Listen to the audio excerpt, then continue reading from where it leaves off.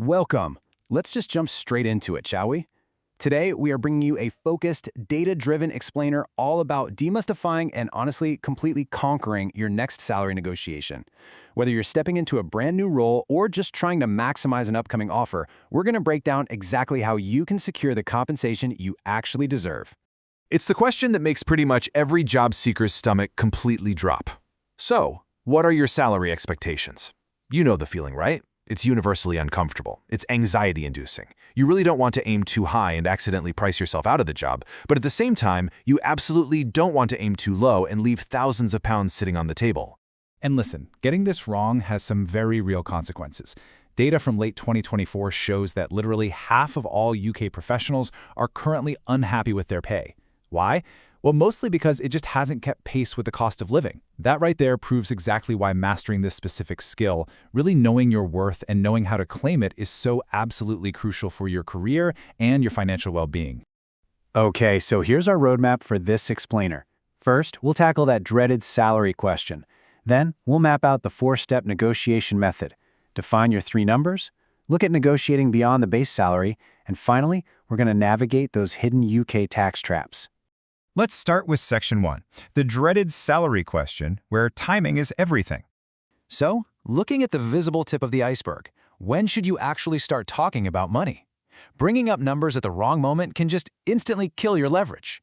In the UK corporate world, there's a pretty specific timeline you want to follow. Direct compensation talks should really be delayed until the employer has officially extended a formal written offer to you. Why? Because at that specific stage, they have chosen you. They've poured time and resources into interviewing you, and they do not want to lose you now. Waiting shifts the power dynamic entirely into your favor. But you know, what happens when a recruiter ambushes you with the money question on the very first 5-minute screening call? You need a script in your back pocket to politely deflect without boxing yourself into a lowball number. Try saying this: "Could you share the budgeted salary range for this role so I can ensure my expectations align?" It's a brilliant, diplomatic reversal. It lets you check if their budget even makes sense for you without you having to cough up a rigid figure prematurely. Moving on to Section 2, the 4-step negotiation method, which is basically your pre-interview playbook. If you want to remove the raw emotion from this whole ordeal, treat negotiation like a math formula. Here's your 4-step method for handling salary expectations before you ever sit across from a hiring manager. Step 1, research your market worth. Step 2, seek your recruiter's advice. They actually know the client's real budget. Step 3, mentally prepare yourself to talk money confidently. And Step 4, negotiate via the recruiter if that initial offer isn't great. They can play hardball on your behalf without making things awkward between you and your future boss. Now, the most crucial part here is Step 1. Research is the foundation of everything. You have got to anchor your requests in objective data, not just what you think you should be making. Go use reliable benchmarking tools, things like the Hey Salary Checker, HR Data Hub, or ONS Statistics. Look closely at what similar titles pay in your specific location. Keep in mind, London roles often carry a 20 to 40% premium, and don't forget to factor in any highly specialized skills you bring to the table that make you an immediate asset to them. Now for Section 3, know your 3 numbers, which is all about setting your negotiation boundaries. So once you have all that market data from your research, you've got to structure your actual demands. You do this by setting very clear boundaries before you ever step foot in an interview. At the very core of this is your target salary. Now, this isn't some pie-in-the-sky number. It's the fair market midpoint that perfectly aligns with your skills, your location, and your exact level of experience. Think of this target as the realistic anchor for all the conversations you're about to have. In practice, you actually want to map out 3 distinct numbers. First is your dream number. This is the absolute top of market rate for someone with your background. Second is your realistic target, which we just talked about. And third, and this is so important, your walkaway minimum. This is your absolute, non-negotiable baseline.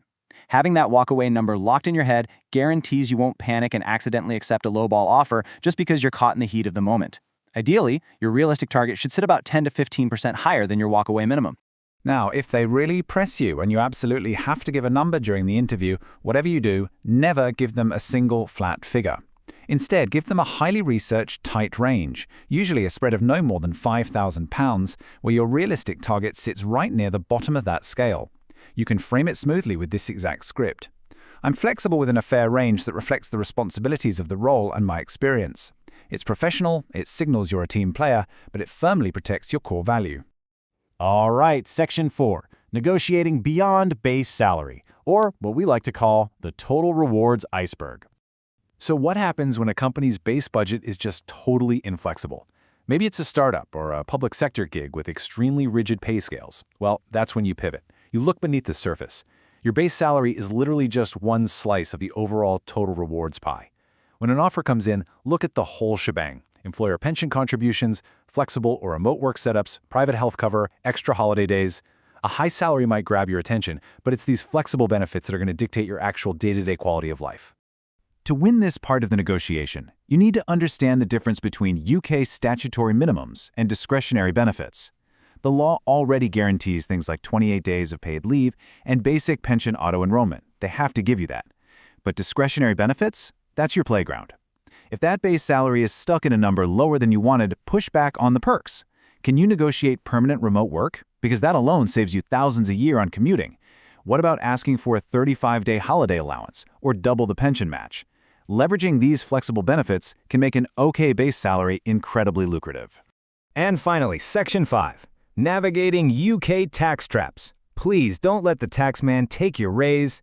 Seriously, before you pop the champagne and sign on the dotted line for that massive pay bump, we have to talk about the hidden progressive traps in the UK tax system that can absolutely gut your take-home pay.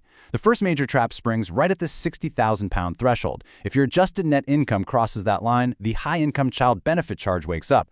For every £200 you make over $60K, they claw back 1% of your household's child benefit. By the time you hit $80,000, it is completely wiped out.